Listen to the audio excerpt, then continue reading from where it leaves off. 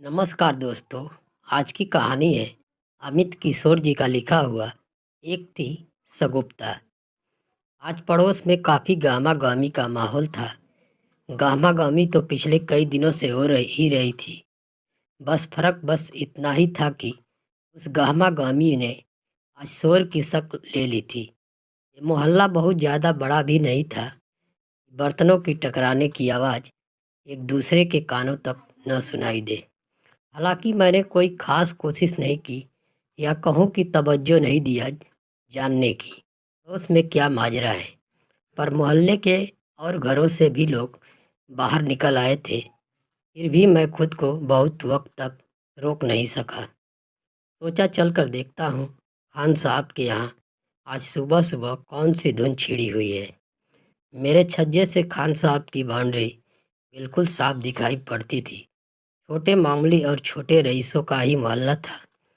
छोटे शहर में मामूली लोगों की बस्ती होने की वजह से हर परिवार की खुशी और तकलीफ ऊंच नीच एक दूसरे से छिपे नहीं थे।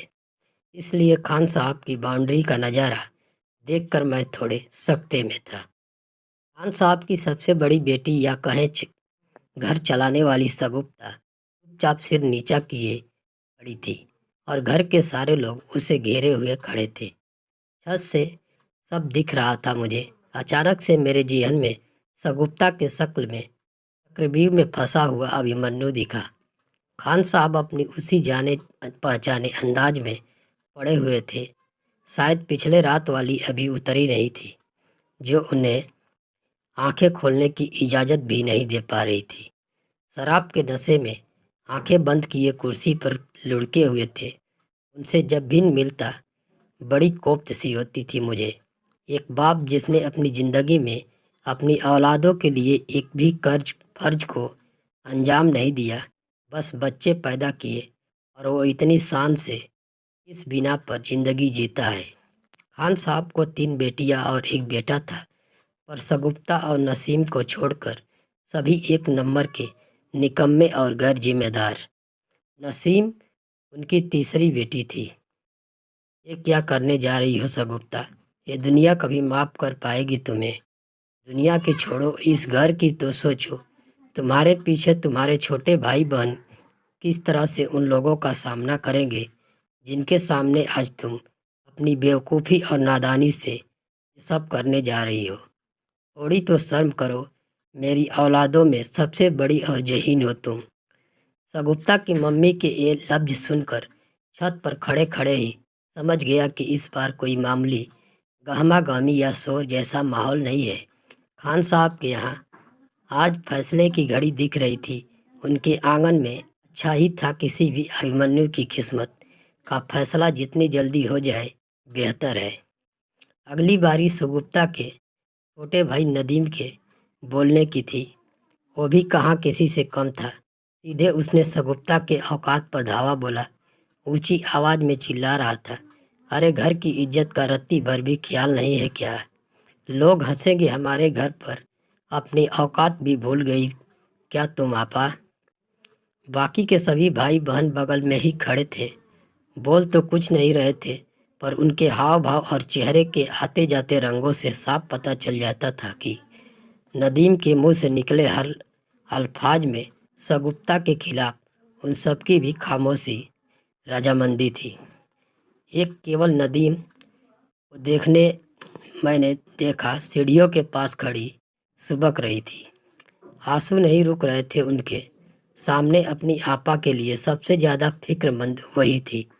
अक्सर जुबान से ज़्यादा नज़रों की अहमियत बढ़ जाती है ऐसे हालातों में। सगुप्ता की दूसरी बहन निखत, जिसकी शादी अभी पिछले साल ही हुई थी, झूठ मूठ आंखों पर पल्ला लगा बोल रही थी, मेरी तो ससुराल में कोई इज्जत ही नहीं रह जाएगी। कितनी खिल्ली उड़ाएंगे सब जब वो आपा की इन हरकतों के बारे में जानेंगे।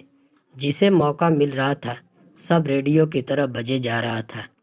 एक सगुप्ता ही थी जो नज़रों को ज़मीन में गड़ाए सब कुछ सुने जा रही थी। इतनी तो समझ आ गया था कि सारा घर एक सुर में सगुप्ता के खिलाफ जहर उगल रहा था। मोहल्ले के देखने वाले और भी लोग आपस में अपने अपने तरीके से कानाफूसी कर रहे थे। सबसे बड़ा सवाल ये था कि ऐसा क्या हुआ जिसकी वजह से आज खान साहब का आंगन मैदान जंग बना हुआ था। सगुप्ता तो इस घर की सबसे समझदार, ज़हीन और जिम्मेदार लड़की थी। अचानक से उसका ये अक्स टूट कैसे गया? मैं सगुप्ता के बोलने, सच कहूँ तो उसके जवाब देने का इंतज़ार कर रहा था, पर उसने एक लफ्ज़ भी न कहा। अचानक देखा कि सगुप्ता की मम्मी सगुप्ता के सामने आकर उसके गाल पर थप्पड़ मारने के लिए हाथ उठाया और सगुप्ता ने हाथ पकड़ लिया।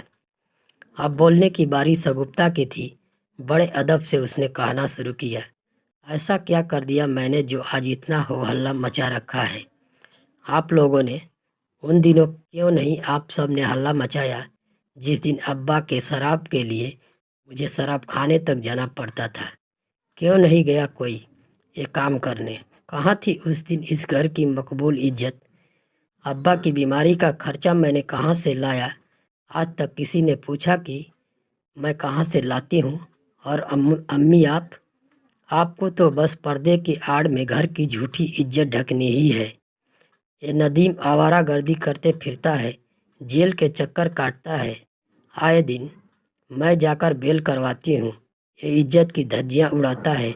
जायज़ है क्योंकि ये आज इतना बड़ा हो गया है कि इज्जत और औकात की बात करता है।